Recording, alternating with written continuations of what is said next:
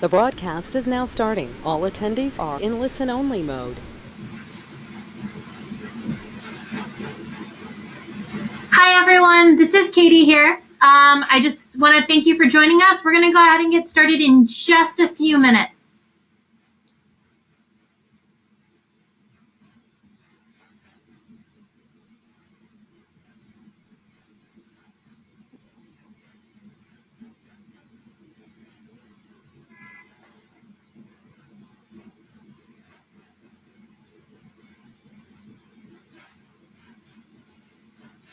Hi, Katie. While we're waiting, this is Patricia Schaefer. Just want to make sure that you can hear me clearly.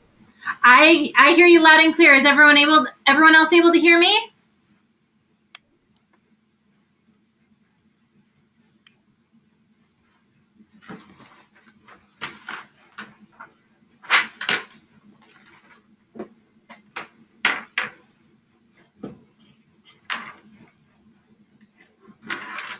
Thanks, Mary.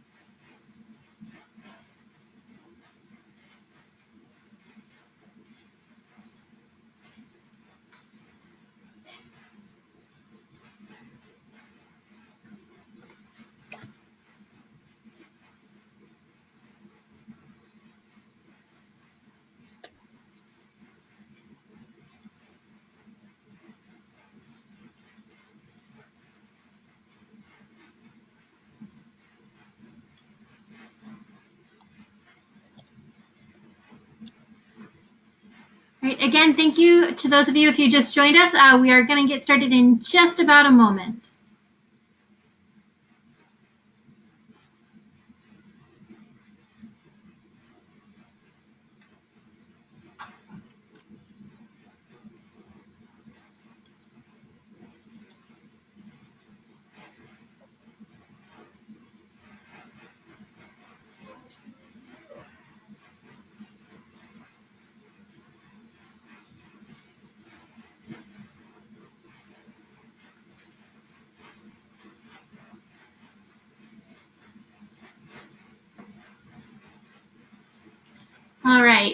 So again, thank you to all of you who are joining us today. Again, just to confirm, is everyone able to hear me all right?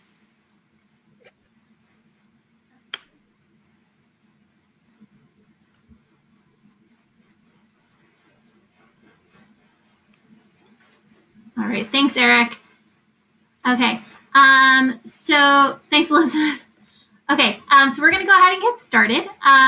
So again, today's webinar is going to be focused on turning empathy into action, the NewGen Peacebuilders experience. So today will be hosted by myself, so Katie Reich from YSA, and my colleague Patricia Schaefer from NewGen Peacebuilders. We're going to introduce Patricia in just a second. But just so that you get to know us a little bit more, I came to YSA in 2016 as our manager of training and recently transferred over to our manager of partnerships. I work very closely with all of our organization partners, particularly our lead agencies. And before joining YSA, I had some experience teaching as well as working for some government organizations, including the United Nations and the Office of Senator Kirsten Gillibrand. And I'm very passionate about peacemaking, peacekeeping, and peace building. So when Patricia and I started talking about this, I was very excited because it's something that is very close to my heart. So Patricia, do you want to go ahead and introduce yourself? Sure. So my name is Patricia Schaefer, and I think the most important thing I want to say about my background, which you can certainly see on this slide there as we're beginning, is that I have the good fortune of being the executive director of NewGen Peacebuilders, but I also head a nonprofit called Mothering Across Continents, which stands up schools, trains teachers, and provides educational resources primarily in East Africa and South Africa. And in those capacities with NewGen Peacebuilders and Mothering Across Continents, I've had many opportunities to partner with Youth Service America. And I really appreciate Katie and to all of you at Youth Service America, the stand that you are for youth as leaders, as global service leaders, and as global peace leaders. One thing I think you can see from my background is it has spanned both the for-profit world and the nonprofit world. And for me, that relationship or that bridge is important because I've been able to bring the skills I learned in the for-profit world and for-profit business world into what I do in nonprofit activities and peace-building activities. And I'm a strong believer that there doesn't have to be a separation between the two, that public-private partnerships can be a really important way to forward any sort of change, and particularly peace-building.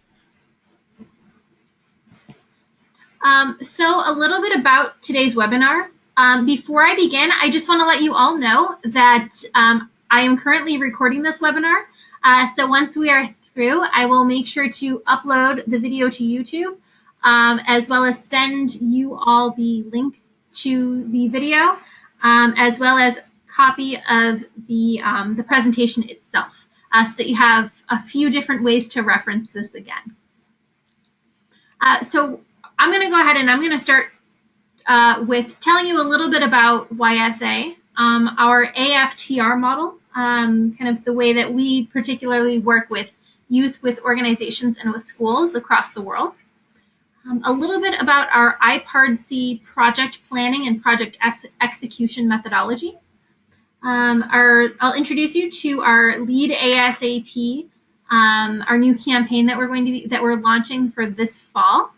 And talk a little bit about our big annual event, which is Global Youth Service Day. After I'm done, I'm going to go ahead and hand it off to Patricia, and she's going to be talking more about the programming that NewGen Peacebuilders does, thinking about project-based peace building, using their hashtag Rice for Life and other case studies to talk about really how things are brought from the idea phase to the real life and carried out. Patricia's also going to talk about some best practices and theories in relation to peace building, and the importance of youth as peace builders. today more than ever, it's imperative to involve youth in bringing about change in the world, and youth as peace builders is very, very important. We'll finish it up with some time for questions. I'll speak briefly about some of the resources and the grants that we have available to you, and then we'll do a short wrap-up. All right, so at YSA, we really do believe in youth-led solutions to real-world problems. Youth are just as much impacted by the problems that we're seeing in our world every day as you and I are. So we kind of use this model of AFTR, so activate, fund, train, and recognize. So first and foremost, we work to activate youth. That's really what we're all about.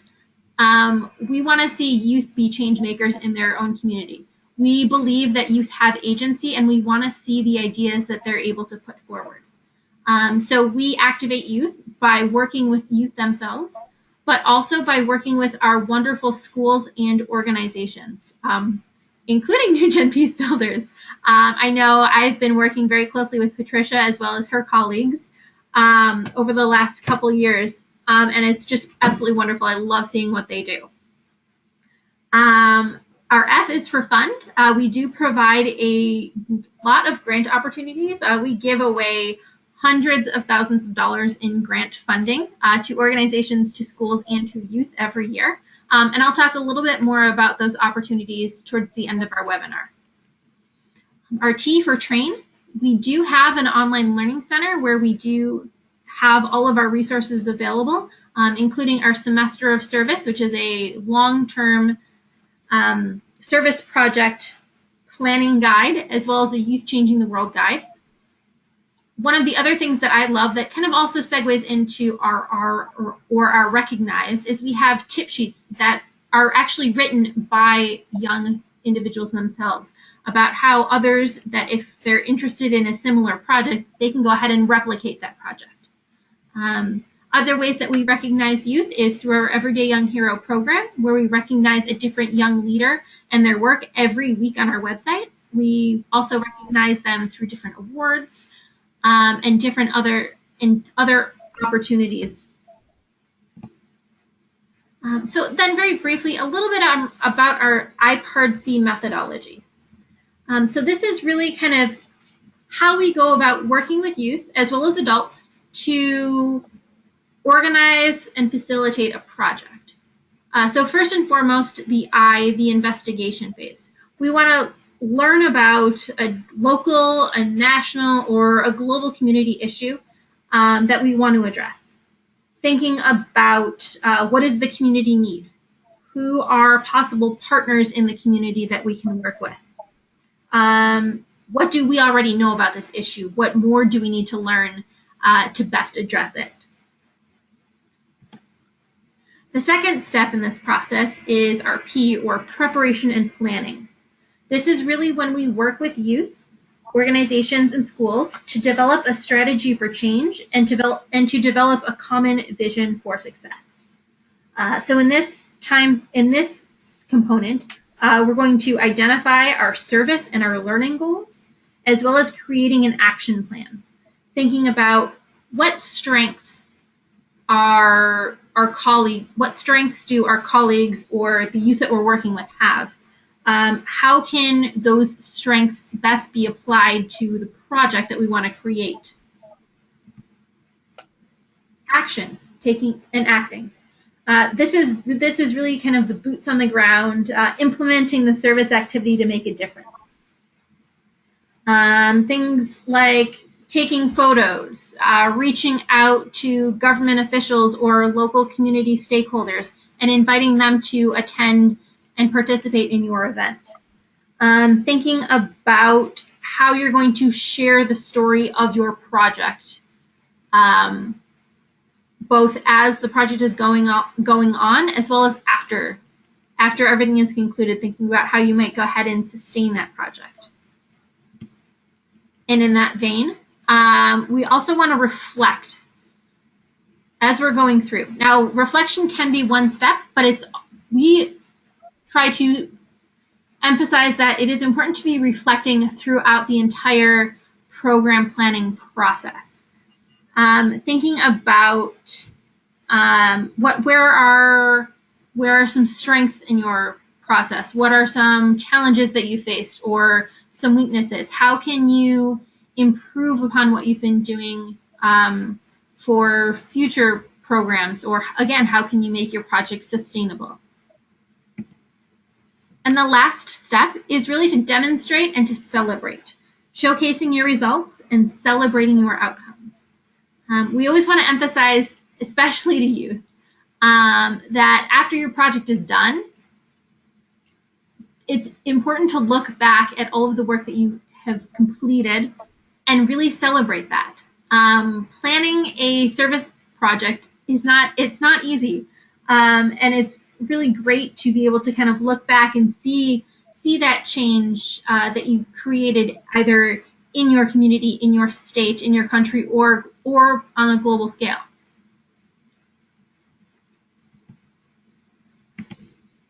All right.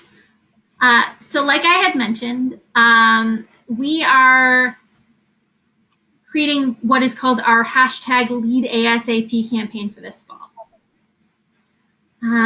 What we're trying to do is we're trying to center it around meeting youth where they are, seeing what their passions are, selecting which of the 17 global goals that they want to address, and kind of thinking about what method they want to use. So when we say ASAP, yes, we mean right away, because we recognize, first up, that there is a need to act right away, but also that youth can be change makers today, not 10 years down the road, not 5 years down the road. They can be change makers now. So this is a video, excuse me, that we created really highlighting the work that some youth have done.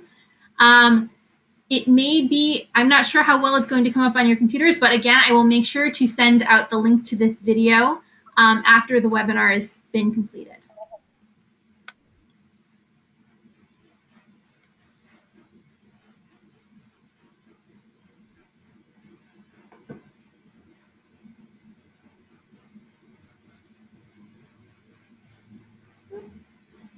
All right, so it looks like the video is not going to totally load. I apologize for that. But again, it really goes through a lot of the examples that youth have done in service. So for example, a couple of the standout stories that really jump out to me. We have a young girl who created Shushu's Little Library. Shushu is her nickname, and she is very passionate about giving youth in her community, generally an underserved community, books so that they can read and they can improve their literacy rates, but B, also expand their love and their passion for reading. We have other youth who are leading food drives. One in particular actually recruits service year members, so individuals that are in their 20s.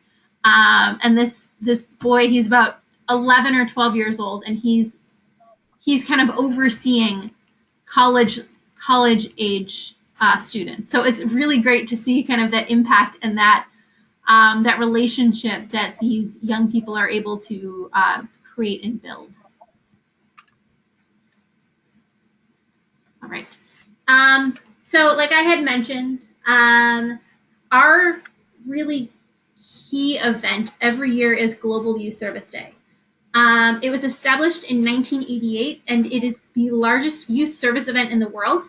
It is also the only service event that fully recognizes the work that youth do 365 days out of the year. This year, or this upcoming Global Youth Service Day, is going to be April 20th through the 22nd.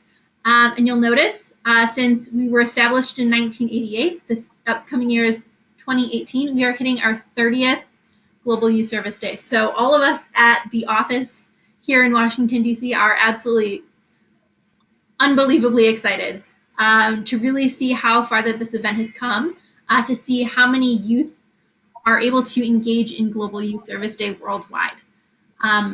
Again, this is worldwide. We are activating youth in well over 100 countries across the globe. And our goal for this Global Youth Service Day is to activate over 500,000 youth. So hopefully by the end of this, you'll be inspired to create a project of your own and activate youth for Global Youth Service Day, perhaps in the area of peace. So activities on Global Youth Service Day, they can be an actual service event, but they can also be recognition events. Recognition that is, again, highlighting the year-round contributions that youth and young people are making in the community.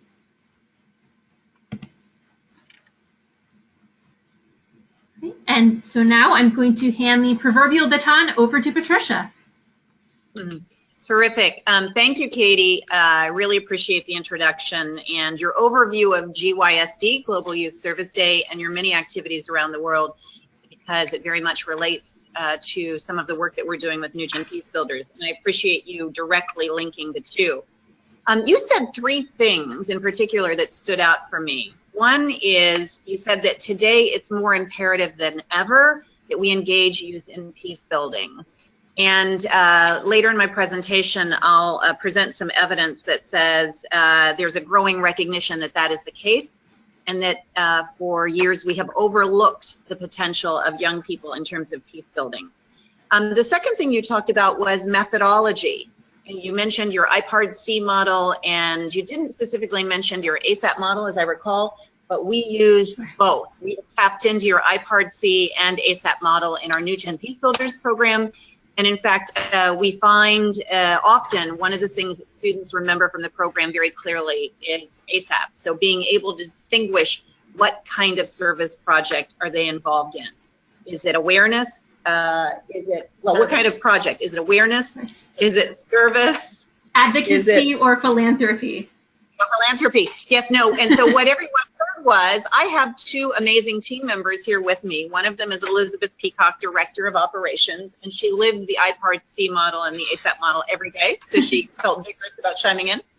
And she's an educator and co-facilitator of NewGen Peacebuilders in several states. Bill Gittens is a Rotary Peace Fellow, as am I. He is our co-director of Global Curriculum Development for NewGen Peacebuilders, and he's currently completing his PhD at the University of Kent, really looking at conflict resolution and peace studies as it relates to developing hybrid models of peace education around the world. So now you know we really are a team here. So thanks for that. And then you said meet youth where they are. And so something that occurs for me is today is International Peace Day. And I think it's been around quite a few years, but there is this growing recognition of the day each year. And I think one way you can always tell about growing recognition is how many emails come into your inbox on a particular topic. So there is growing recognition. That's one. But the last 48 hours for us have really highlighted all the places where peace building is popping up or being nurtured, or people are going about it in an intentional way. So for instance, there's this call that we're doing with YSA. This morning, I and other team members were at the Carolina International School in Concord, North Carolina, and their campus today was really turned into International Peace Day, and we were able to speak with, have dialogues with, do presentations to about 500 of their middle and high school students, and their questions were so astute, so provocative. Just the level of understanding that students innately have about peace building these days is really impressive and accelerating every day. Tonight we're doing a webinar that features Dr. Andrea Douglas, who's the Executive Director of the African American Heritage Center in Charlottesville, Virginia. And we are doing that webinar with students from 8 universities in Virginia that are completing our NewGen Peacebuilders program. Well, actually have just started and will complete, because we conduct the NewGen Peacebuilders program with both high school students and university students. We mostly focus on students ages 14 to 24. That is not to say that there aren't principles and tools that can be used with youth of all ages or young people of all ages. But we're looking forward to that. Dr. Andrea Douglas was part of the Blue Ribbon Commission in Charlottesville that has been grappling with the question of how monuments and the monuments that exist in Charlottesville are a focal point for very strongly differing points of view about origin stories and history and personal history and what's an appropriate way to deal with that. She is an architecture professor by training. But in the past couple of days also, we've had a very interesting conversation with a group of civic leaders in Winnipeg, Canada, who are doing a multitude of things to really bring a sensibility about peace and peace education to their community, including an MOU that they have with the K through 12 system in Winnipeg around peace education training.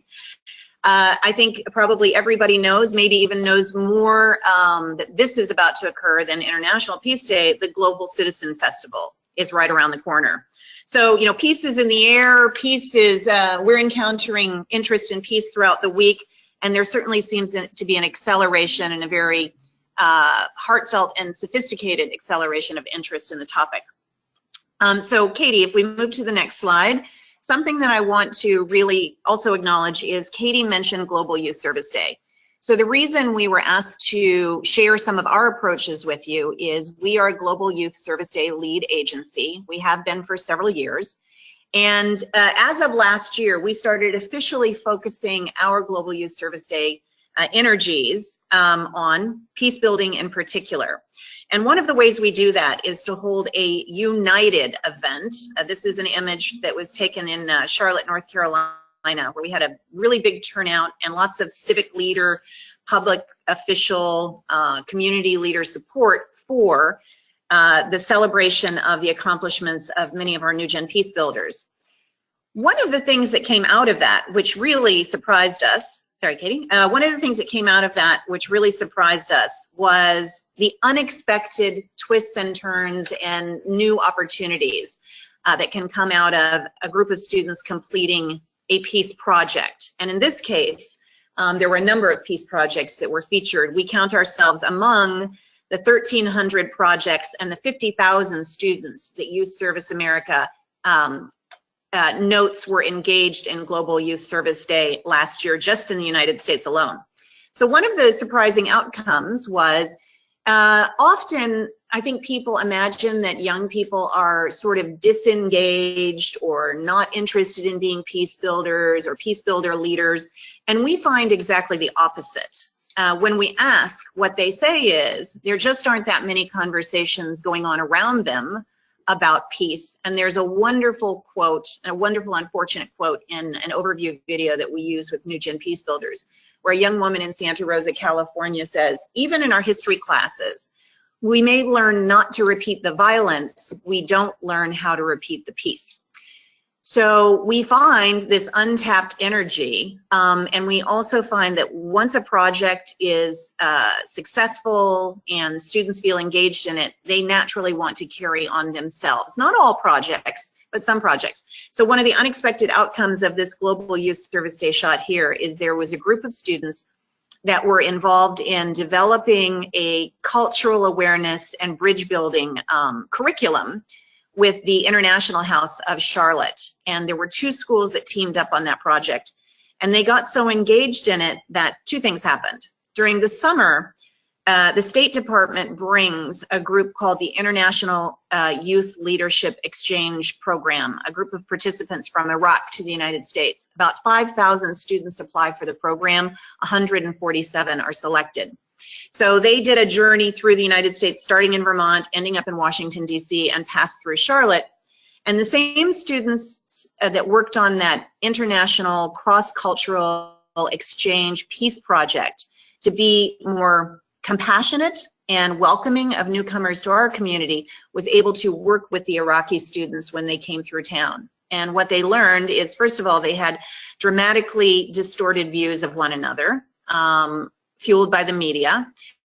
And they also found that many of the things that the students care about changing in Iraq are similar things that the students care about changing in their hometown of Charlotte, North Carolina. So one of the things we find is that if you can really craft meaningful peace projects with students, some are likely to get engaged and carry on, and in fact, call it a transformative experience. So we're looking forward to 2018, Global Youth Service Day, and focusing on peace building again. But for those of you, for instance, in this conference call, who may be looking forward to Global Youth Service Day or looking towards service projects in this academic year that's newly begun, including the 100 potential Global Youth Service Day lead agencies that YSA will have. We invite you to really listen for, even if you don't want to take students through a formal peace building education, training, and mentoring program, what few principles can you take away here that might inform your service projects and give them a peace sensibility? So Katie, thank you. And the number one sort of theme that we really want to bring to your thinking on this subject is what we are calling turn empathy into action. But that really means, how can you link compassion, or what has been referred to as compassionate presence, with projects, and ipso facto bring a peace building sensibility to them? Now, in the interest of full disclosure, one of the things that we teach students in our NewGen Peacebuilders program is that we're all loose in our language. We talk about violence as if it's conflict, and conflict as if it's violence. That's not true, and we'll talk about that in a moment.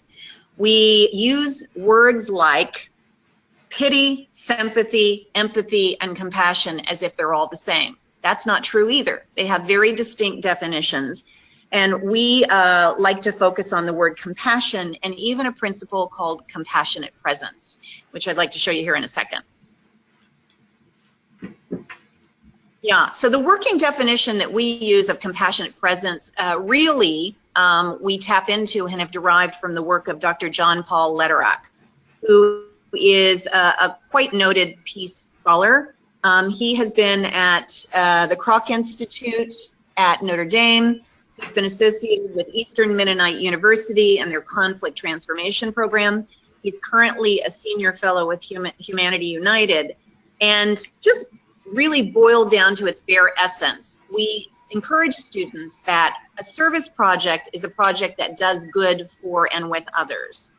A peace project has a number of principles built into it, which we'll describe in more detail later. But one thing they definitely have in common is this compassionate presence theme.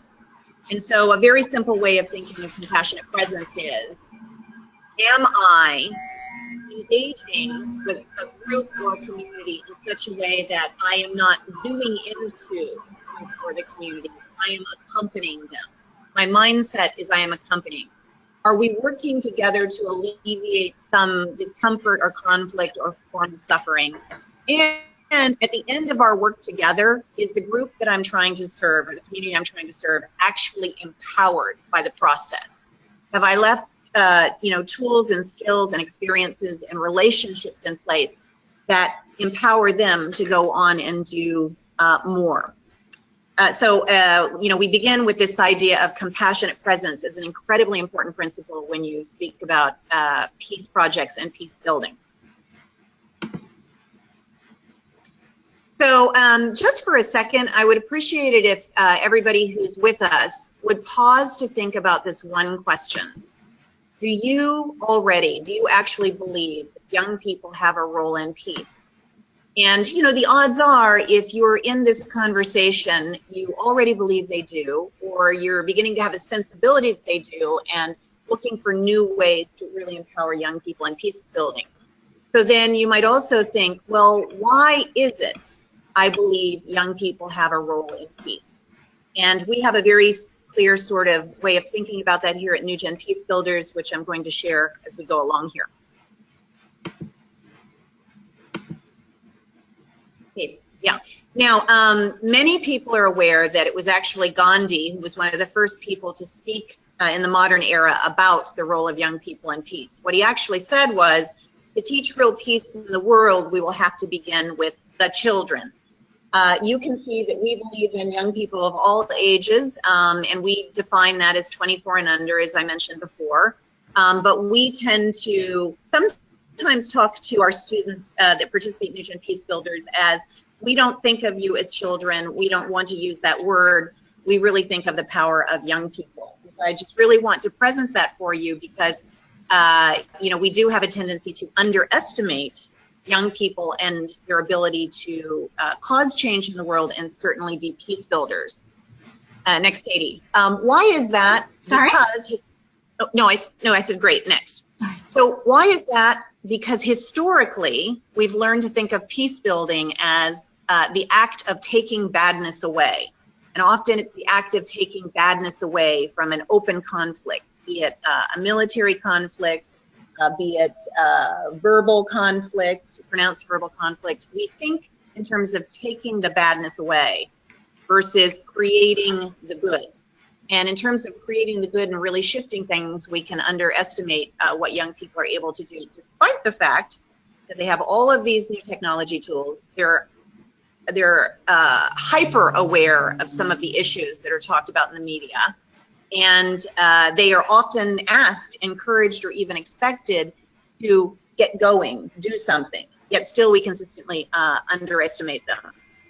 Now, you'll see that I've used that, you know, famous and well-worn phrase, local, to say global peace education here. Why? Because our experience is based on doing NewGen Peacebuilders in a variety of places, not just in the United States, but in other countries and across cultures. So, for instance, you can see here is Virginia, North Carolina, South Carolina, California. We launched in Argentina a few months ago. The program has been in Bolivia. We anticipate it will be in Colombia in early 2018. South Sudan, we've had very serious inquiries from Ghana. We're looking at a program in Lebanon in early 2018, and you'll also see there Thailand, parts of India, and Australia. And what we have learned is it's all different and it's all the same. The issues can vary greatly if it's Tennessee or Timbuktu. The issues can vary greatly if it's South Carolina or North Carolina. The issues can vary greatly if it's Charlottesville, Virginia, or let's say Northern Virginia up around DC. But the principles, the tools, the frameworks that you can use can actually be consistent and global. And that is what we've been doing with NewGen Peacebuilders. So everything that you're going to hear me talk about specifically is appreciating, acknowledging the localness of issues and the localness of language and culture, but the globality of certain frameworks and tools that we have been able to use and demonstrate that they really do work well across borders. So if Katie's video system is working well, and you know, let's be hopeful and cross our fingers, then we thought one of the easiest, quickest ways to show you how do you work with young people, let them explore a conflict issue, maybe one that we're all familiar with, in this case hunger, but then really turn it into a systematic peace project that has a methodology and changes the way young people think about themselves as leaders. So we've chosen #Rice4Life, which is a project that was done with a high school called East Mecklenburg High School. Katie. All right, let's give this a shot.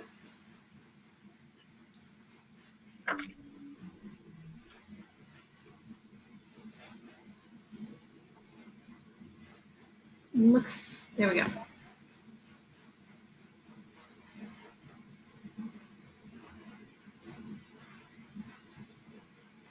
So definitely moving, Katie, but without volume, at least for us. All right, then it looks like it's not going to show up. I'm getting kind of a 0% on my audience view, so I will make sure to send this out as well with the webinar and all of and everything that goes with it.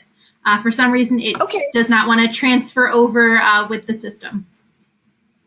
Yeah, no worries. And in fact, I want to say to everyone who's with us, the beauty of working with YSA is that they can make materials available in a variety of ways after this conversation. So through the blog that YSA will publish about this webinar, you'll be able to get access to the video. We also have a set of materials that include written case studies on NewGen Peacebuilders peace projects that you'll be able to download through hyperlinks on the blog. And of course, we're always available to answer questions as you go through these materials. So there'll be lots that you can actually look at, read, that will be helpful. So if we've been able to see that video, let me just give you a little bit of background. So the video really is a personal narrative. It's narrated by a student named Sarah Holly. And the storyline is that East Mecklenburg High School is a high school of about 1,800 students, very diverse student population in terms of income, in terms of cultural backgrounds. And they participate every year in a county-wide hunger drive. There are a number of schools that participate in it. And their peace project led them to ask themselves, are we satisfied with our hunger drive? Do we find it effective? We participate in it every year. Are we having the results we want? Could it be better? And could we even see it through the lens of a peace project? Interestingly enough, they first noted things like, gee, we have 1,800 students, only about 100 consistently participate. That seems not so satisfactory. We notice that because of the way the competition is managed, we seem to be incenting students sometimes to bring in the biggest, heaviest food items they can, not the most culturally appropriate items or necessarily the most nutritious items. And there's actually a lot of research about the challenges that hunger drives face on both those counts. They also noticed that because of the diversity of their school, some students felt left out because they couldn't contribute sometimes what was expected to be expensive food items. And their first instincts were, oh, instead of doing that hunger drive, let's have an international food festival. But by using tools like IPARD-C, ASAP, by using a 10-step planning tool that we use, by helping them learn how to do a conflict analysis, by helping them mind map the issue, they actually realized that they had a lot to learn about what makes for an effective, impactful hunger drive, especially if it's looked at as a peace project. And they learned that there are two things that you have to do to make a project more of a peace project. You have to start by listening. You have to interview people who know more than you do.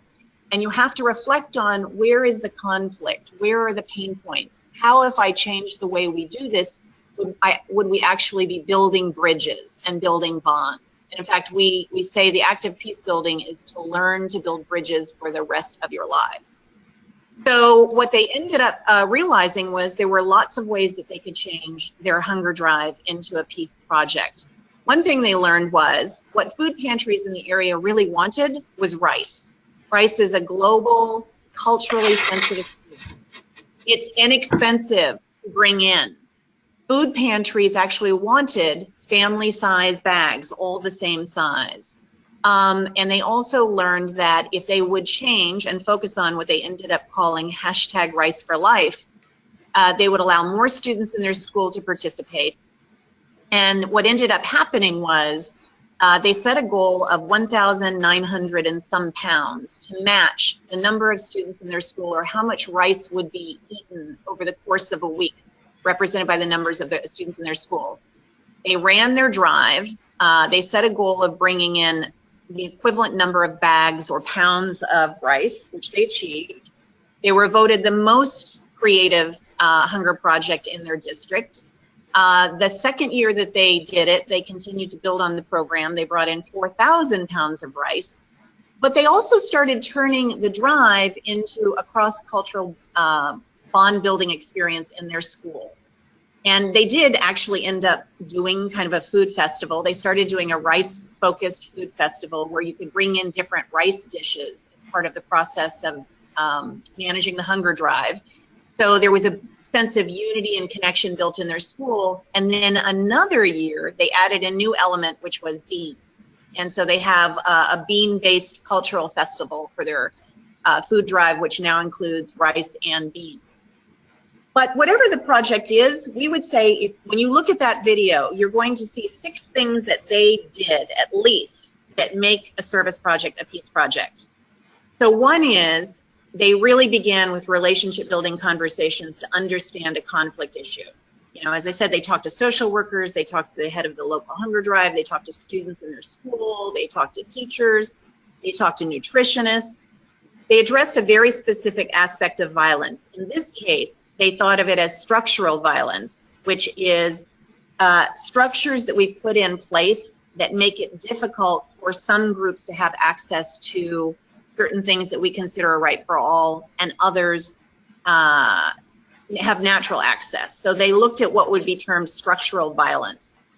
They used the ASAP process and set specific project goals. They felt personally connected to the issue, and they really looked at a number of projects that they could take on, and where they kept getting coached to was to be able to do a project because you have the skill set is nice. To do it because there's a need and you have the skill sets is better, but to do it because you have a passion for it and you're personally connected to it is the trifecta. And so they chose a project that they felt personally connected to. They were very careful not to just do it as a good neighbor exercise. So we're going to do a hunger drive. They really looked at addressing these underlying root causes around the cultural insensitivity, the cumbersomeness of the hunger drive, the lack of nutrition. And so they tried to address these root causes and look at how do they engage more students. And finally, we ask all students to really put their projects through not just a peace lens, but a human rights lens. We do that because we find that this generation is particularly interested in human rights, but like all of us, they may not be clear on how it's defined. They may not be aware of the Universal Declaration of Human Rights. They may not be able to connect a specific human right to a project and to peace. So these are 6 things that those students did that transformed their project into a peace project. Katie? So I'm going to sort of whiz through the next few slides so that we'll be sure to leave room for Q&A. I want to note that that is one example that we're giving you, and the downloadable materials that you'll find through YSA offer more examples. But any of the 6 areas, the categories of causes that YSA focuses on, could be looked at through a peace building lens. So those are health, environment, poverty and hunger, education, human rights, and community building. We have seen students develop very powerful peace projects in all those categories. Okay, Katie? Now, obviously, we look at these issues through a very particular construct. All of our NewGen Peacebuilders trainings involve immersion workshops, readings and resources. We bring in virtual guest speakers as role models to demonstrate how to address various forms of violence. The students must do a peace project or peace projects in any given cohort, and we ensure that there are mentors there to actually guide the projects, people who are in the community, who are professionals or educators, who can help the students stay on track with this 10-step action peace project planning tool that we use. And we are bears about the use of this peace project planning tool, because what we just find is we're not just guiding young people to be peace builders, we're guiding them to be leaders. And there is a set of tools that you learn to have access to when you're a working professional, and unfortunately sometimes not till you're a working professional, that if you put them in the hands of young people now, they just deliver much, much, much more impactful projects, and they're set to use these skills beyond a particular project. Okay, Katie? Great. This is our model of head, heart, hands. Just a quick thought on that. We also try to say that in every training and in every project, to engage in peace, there has to be a knowledge base of frameworks and tools. It can't be soft. It has to be thoughtful, and you have to be able to process information. You have to come from the heart and a place of practicing compassionate presence. And the hands, this actually doing projects, are essential. In fact, we often say that too often education is about peace instead of education for peace. And so the peace projects are an essential part of the process. And one other element that we definitely make the most use of that we can, and I would advise everyone else to do this when you're developing your projects with young people, is the power of technology. We have an online platform called NG Pop, NewGen Peacebuilders operating platform. And we use it because students are so technology facile these days that if they can share information about their project development, if they can look up already pre-vetted resources in terms of viable data, viable information, viable information and resources, and as they come up with their own questions, if they can start their own discussion threads, it's very powerful. I will never forget one day when the subject of in a training came up, what actually is terrorism? How do you actually define it? Why is one act outside our borders considered terrorism, but say an event in Charleston is not considered terrorism? Why is that? What are the different definitions? What are the legal implications? So we were discussing it, the facilitators were discussing it in the session, but the students got so energized that some of them went home that night and started posting new articles and running discussion threads and asking really provocative questions that the facilitators wouldn't even have thought of. So, you know, putting the questions in the hands of the students is really important. Katie? Now, last but not least, so let's say, you know, we use this construct but you have the challenge of doing service projects in your community, and some of you may be looking towards Global Youth Service Day. What are 4 simple things that you could do that would actually bring more of a peace sensibility to your service projects? And so I just want to highlight those in this moment. So one is, be sure that you offer students the opportunity to reflect on the question, what's the state of the world? Has it become, and is it becoming, more violent or peaceful? Why do this? Because we all have perceptions, and our perceptions are based on race, gender, country of origin, economic situation, income levels, a variety, you know, life experiences. And in fact, in the session this morning, we were astounded, this never happens, when all of the students in the class we were speaking to, except one, said they thought the world had become and was becoming more violent than peaceful. Sometimes in certain settings, students will say, no, it's become more peaceful. Sometimes students will say, well, it's a mix depending on the media you're exposed to.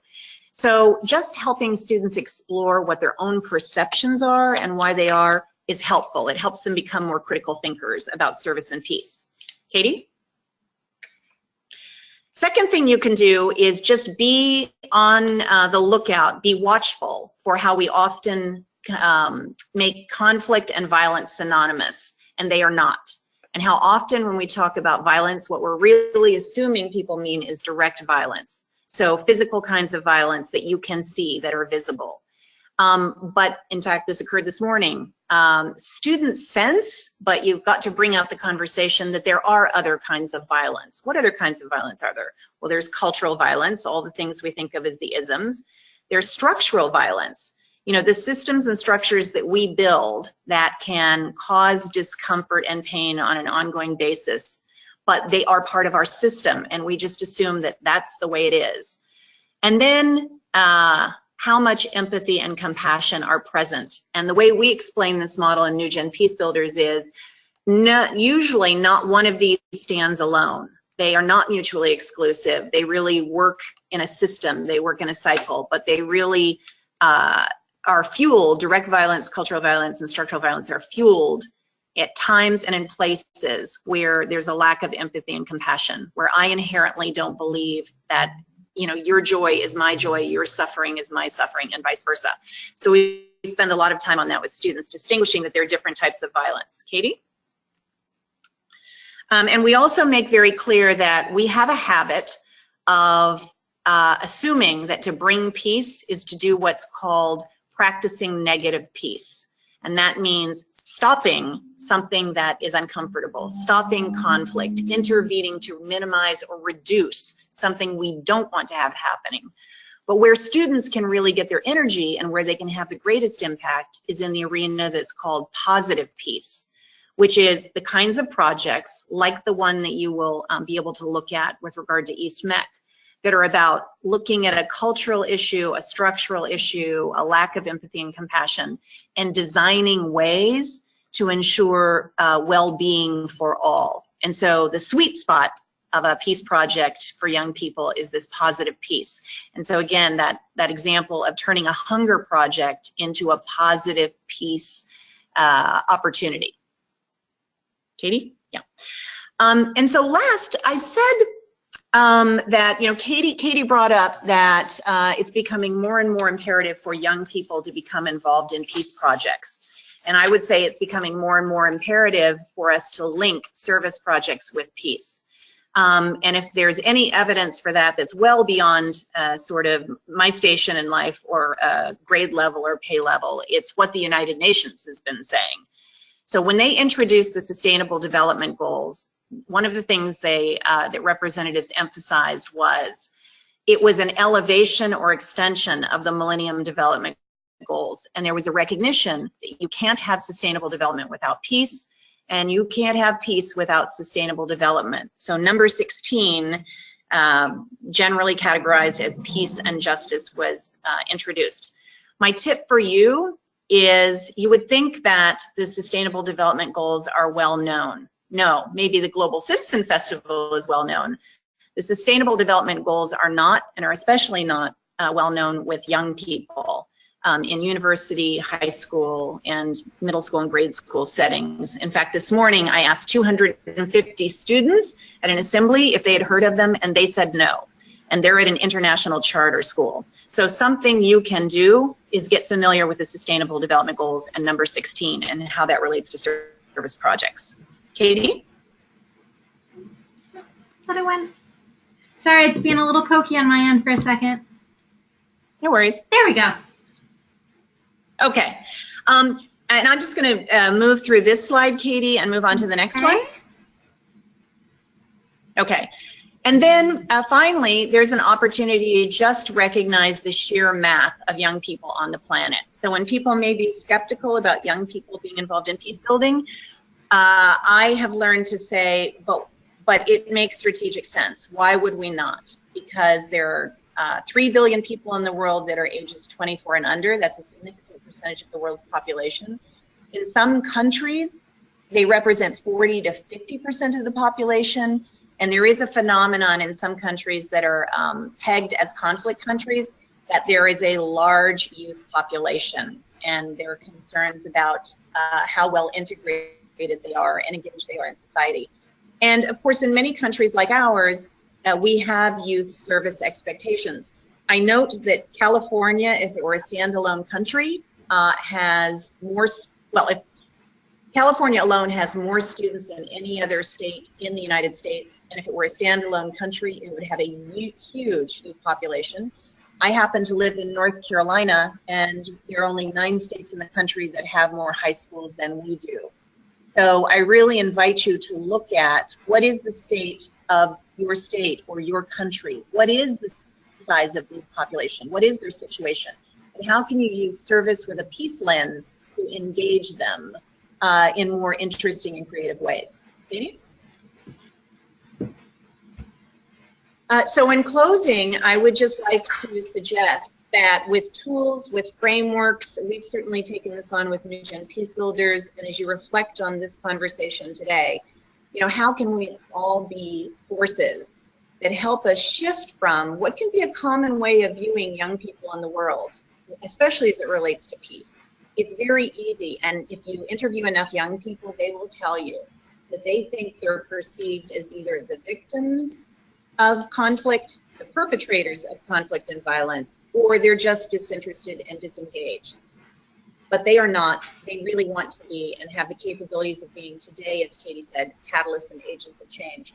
And I've got a catalog of peace projects to demonstrate that. So Katie, I know we started a little bit late and we're just a few minutes before the hour. Did you want to close out or take a question or two? Sure, I was going to see if anyone had any questions. I know there is a question box. There's also under, I think it says where it has your attendee list, there's a hand that you can click on. If you want to go ahead and click on that, I can unmute you if you want to ask a question, or you're welcome to type it into the question box.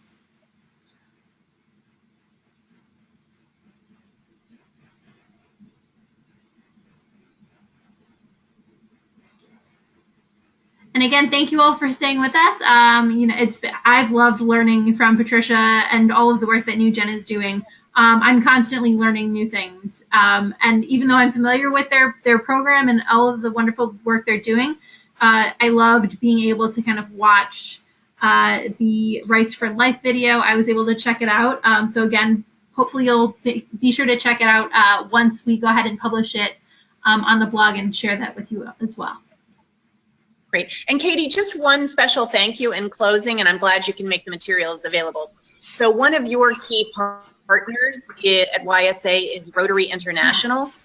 I want to acknowledge that Rotary International, as one of the a couple of officially recognized nonprofits at the United Nations, has been a tremendous supporter of NewGen Peacebuilders. And so let's thank them for being a force for youth peace building on the planet.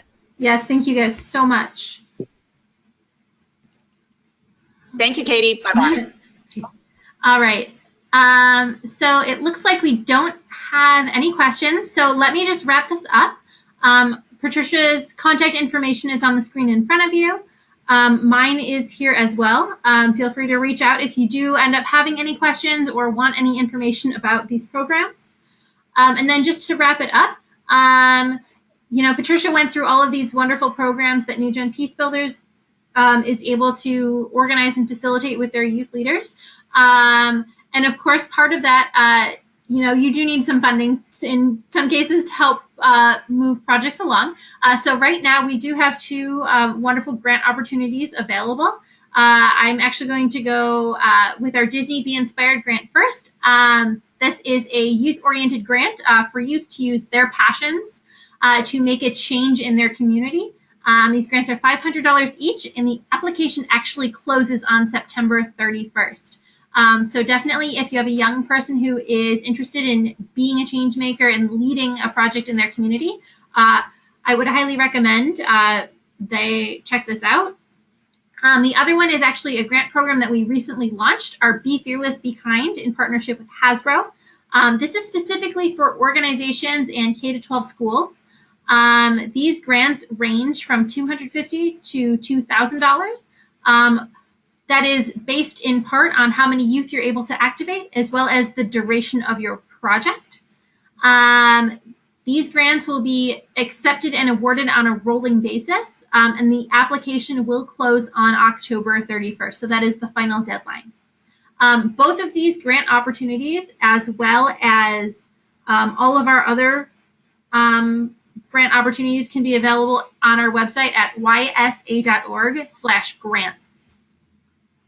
All right. So again, thank you to all of you who have joined us. Again, I will be sure to send you all an email with the recording of the webinar, the videos that unfortunately we weren't able to show you this afternoon, as well as the link to the blog that I will be putting together, again, with all of this information and with those resources that Patricia had also mentioned. So again, thank you so much, and enjoy the rest of your day.